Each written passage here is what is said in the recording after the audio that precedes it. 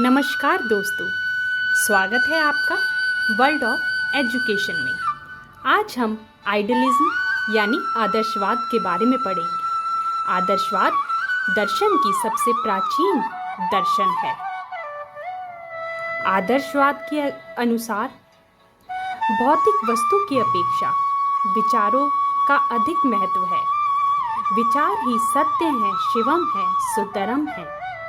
विचार अमर हैं, परम सत्य हैं। विचार कभी नाश नहीं होते, जबकि यह भौतिक जगत नाशवान है।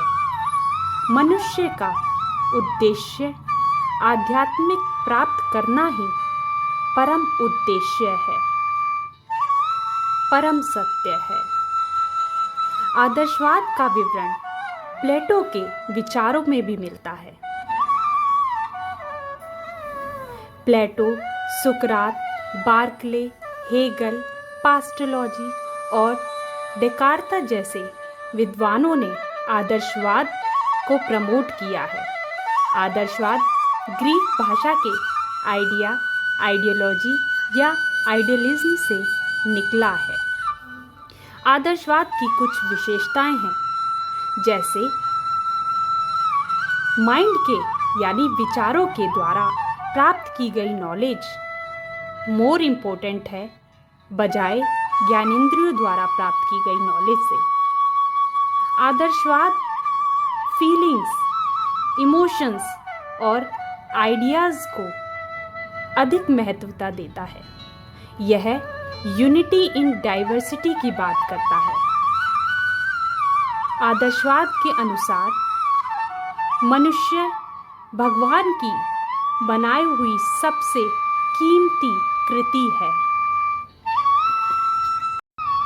आइए देखते हैं आदर्शवाद और शिक्षा का क्या संबंध है।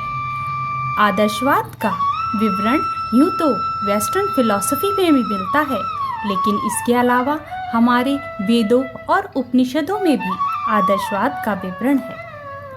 आदर्शवाद आध्यात्मिकता की तरफ इशारा करता है, लेकिन इसका मतलब यह नहीं कि यह फिजिकल एक्टिविटीज़ जैसे व्यायाम, कसरत, योगा को महत्व ना देता हो। आइडियलिज्म यानी आदर्शवाद self realisation, preservation and transmission of culture, universal education, spiritual development, physical development and moral development पर अपने प्रकाश प्रस्तुत करता है। सेल्फ रियलाइजेशन यानी स्व की प्राप्ति, और यह प्राप्ति केवल अनुभूति द्वारा की जा सकती है। ज्ञानेंद्रिय द्वारा प्राप्त किया गया ज्ञान यह क्षणिक मात्र है। इसके अलावा आदर्शवाद अपनी सभ्यता और संस्कृति को बनाए रखना, उसको दूसरे जनरेशन में ट्रांसमिशन करने के पर भी अपने विचार देता है। आदर्शवाद यूनिवर्सल एजुकेशन यानी सार्वभौमिक शिक्षा की बात करता है, यानी उसके अनुसार शिक्षा सभी मनुष्य को मिलनी चाहिए। आदर्शवाद स्पिरिचुअल डेवलपमेंट यानी आध्यात्मिक विकास की तरफ इशारा करता है। यह फिजिकल डेवलपमेंट को भी मान्यता देता है, क्योंकि इसके अनुसार एक स्वस्थ शरीर में ही स्वस्थ मस्तिष्क रह सकता है। आदर्शवाद मॉरल डेवलपमेंट यानी नैतिकता के विकास की तरफ भी इशारा करता है।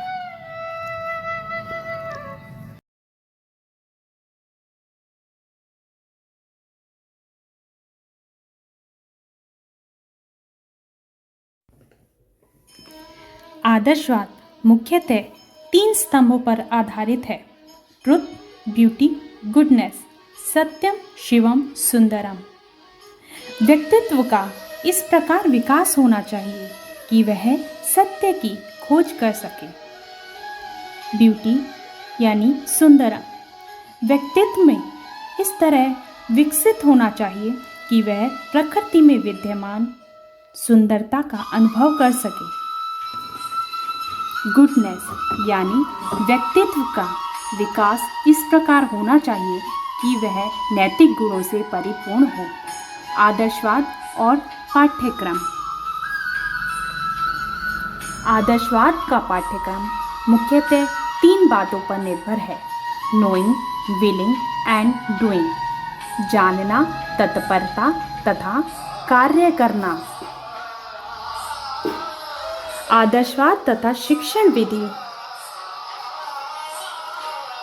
आदर्शवाद में जैसे सुकरात ने क्वेश्चन आंसर मेथड, प्लूटो ने डिस्कवरी मेथड, अरस्तु ने इंडक्टिव डिडक्टिव मेथड और पास्टोलॉजी ने ऑब्जर्वेशन मेथड को महत्वपूर्ण माना है। इसके अलावा narration, explanation, exposition, questioning, discussion, observation, practice and repetition को भी इसमें शिक्षण विधि का आधार बनाया गया है। लेक्चर मेथड यानी भाषण विधि का अपना ही एक प्रमुख स्थान है जो आज तक चला आ रहा है। बटलर के अनुसार idealistic considered himself as a creator of method, not the devotee of one of these methods. यानी आइडियलिस्टिक इन टीचिंग मेथड्स के निर्माण करता है। Idealism and discipline. आइडियलिज्म में दमनकारी अनुशासन अपनाया जाता है। गलत के लिए सजा दी जाती है, लेकिन अच्छे कार्य के लिए कोई इनाम नहीं दिया जाता। Idealism and teacher. आइडियलिज्म में टीचर सेंटर्ड एजुकेशन पर बल दिया जाता है। आइडियलिज्म के अनुसार गुरु ही सब कुछ है। गुरु शिष्य को अंधकार से प्रकाश की तरफ ले जाता है।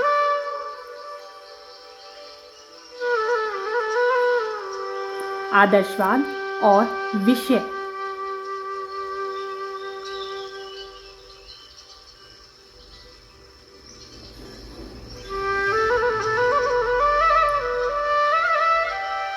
आदर्शवाद में रीडिंग ऑफ लिटरेचर यानी साहित्य पढ़ना, योग, अभ्यास, कला, संगीत, फिजिकल एजुकेशन पर बल दिया गया है, लेकिन इसमें साइंस जैसे विषय को सम्मिलित नहीं किया गया है। तो दोस्तों, यहाँ ख़त्म होता है हमारा आदर्शवाद का चैप्टर। अगली वीडियो में फिर मिलेंगे नया कंटेंट लेकर। तब तक के लिए धन्यवाद।